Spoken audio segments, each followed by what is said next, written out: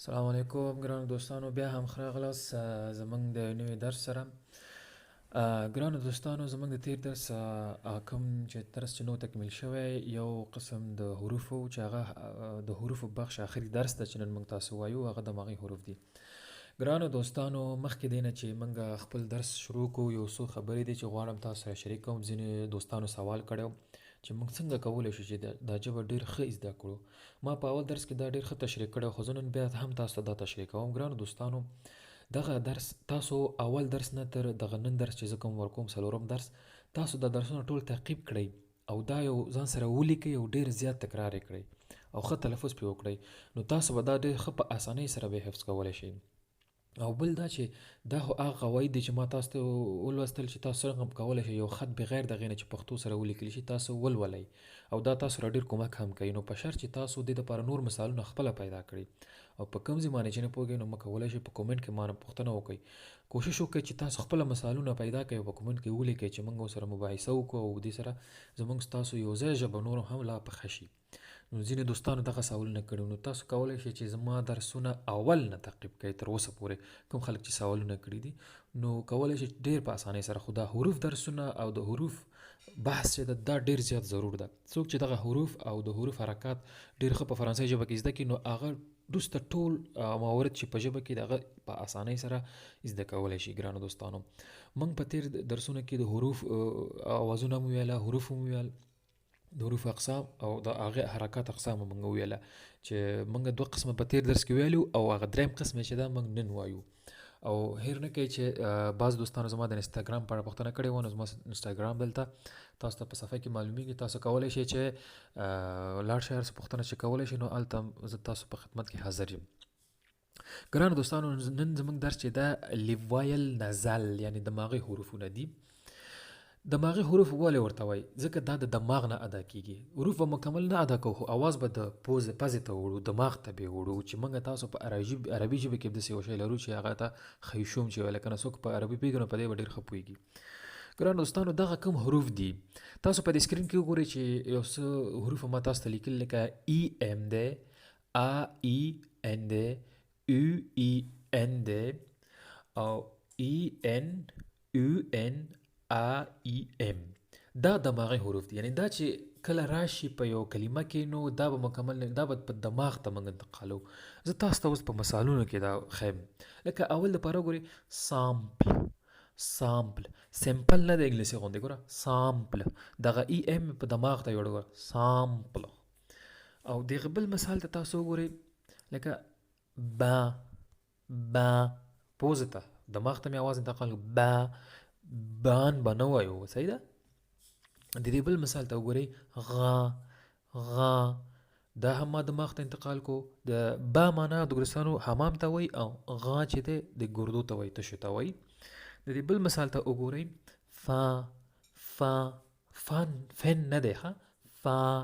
کله چې دغه اخر کې دغه ګوره ما سور خطونو باندې کوم ځای کې چې د حروف راغلي دي د دماغي حروف ما تاسو ته په سور خط باندې ښودلي چې په هر کلمه کې دغسې حروف راشي نو دا هغه به دماغ ته انتقالېږي. فا. فا په معنا د یعنی پایان، پای. اگزاما. اگزامان نه دی ګوره، اگزاما لکه انګلیسي کې چې اگزام ورته وایو، فرانسې کې اگزاما. اگزاما دماغ ته انتقالېږي، په سور خط مې تاسو ته ښودلی دی. او بل چې دی فا. فا فا ولګې ته وایي، یعنې زه ولګې ته وایي چې سړی چې وږی کېږي دې ته فا وایي. راځو په ادامه کې او کله چې ا او ان، ا ان، ا ام دا هم راشي، دا هم دماغي حروف دي. ګران دوستانو، په تېر درسونو کې ما تاسو ته ویلو لکه میزون. میزون کې هغه آخر کې او ان ما نه ویلو، ګورئ ځکه چې دلته دا دماغي حروف دی، هغه دماغ ته انتقالېږي. میزون میزون که نه. لکه نور مثالونه هم زه تاسو ته وایم، ګوره دلته تاسو راشئ دې دپاره یو مثال لکه پون. دا پون نه دی، دا پون. پون دماغ ته انتقالېږي. ګورئ د دې بل مثال ته وګورئ شان. شان که نه، شان دماغ ته. شانت شانت نه دی که نه، شان سندرې ته وایي. لکه د بل مثال ته وګورئ شامپیون.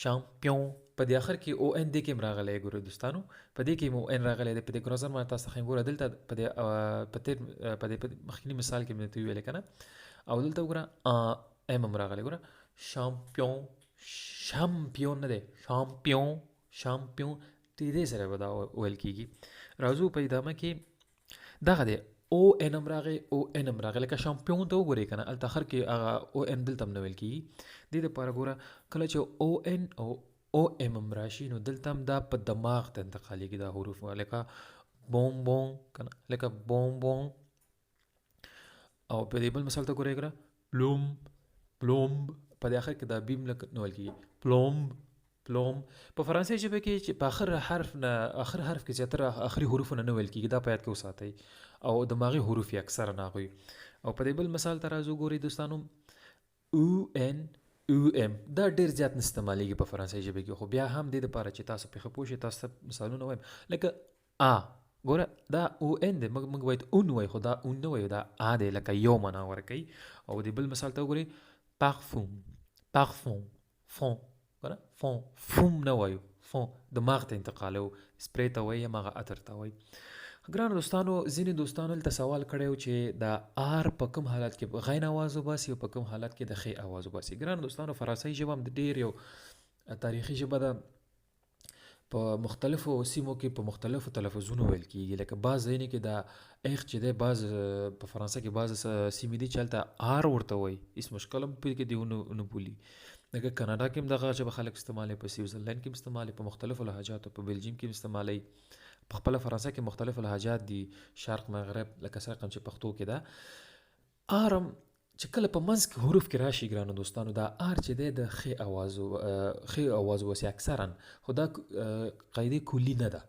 او کله چې په اول کې راشي نو یا په اخر کې راشي دا د غین آواز وباسي خو دا د لهجاتو پورې مربوط ده نو تاسو کوشش کوئ چې کوم تلفظ چې تاسو ته کېږي تاسو هماغه وکړئ خو اکثرا په اول کې اخر کې د غین آواز وباسي په منځ کې اکثرا د خې آواز وباسي زموږ یو دوست هم سوال کړی هم په ټیک ټاک کې هم په یوټیوب کې نو ځکه دا ما په ویډیو کې یادوري وکړه نو زه به تاسو دلته مثالونه کې یو تاسو ته ښیم ګران دوستانو ډیره مننه د حروفو درس د حروفو بحث نن دلته خلاصیږي تاسو زمونږ دا ویډیوګانې نورو رونو ته هم شیر کوئ نور هغه رونه چې نوې ژبه شروع کوي نو دا ویډیوګان ورسره ډېر زیات کومک کوي زما هدف هم ستاسو خدمت ده زما چینل سبسکرایب کړئ او نور ته شیر کړئ راتلونکي درسونه به ډېر جالبه درسونه دي نه پس به تاسو فرانسوي مکمل خبرې کوئ ځکه دغه اساس تاسو ډېر ښه کېغوستو او ښه تکرار هم کو راتلونکي درسونه به مکمل خبرې وي او ستړي مشي به وي او سره هم چې موږ غواړو خبرې وکړو محاوره وکړو زموږ راتلونکي درسونه ډېر جالب دي او انشاءالله کوم دوستانو چې وایي چې ویډیوګانې زر واچوه زه کوشش کوم چې ډېر ښه ویډیو جوړه کړم چې تاسې پرې پوه شئ نو ښه شی چې جوړو نو هغې دپاره ډېر وخت ضرورت دي نو انشاءالله چې په حوصله مندۍ سره به ویډیوګانې تاسو ته جوړوم اپلوډ کوم به مننه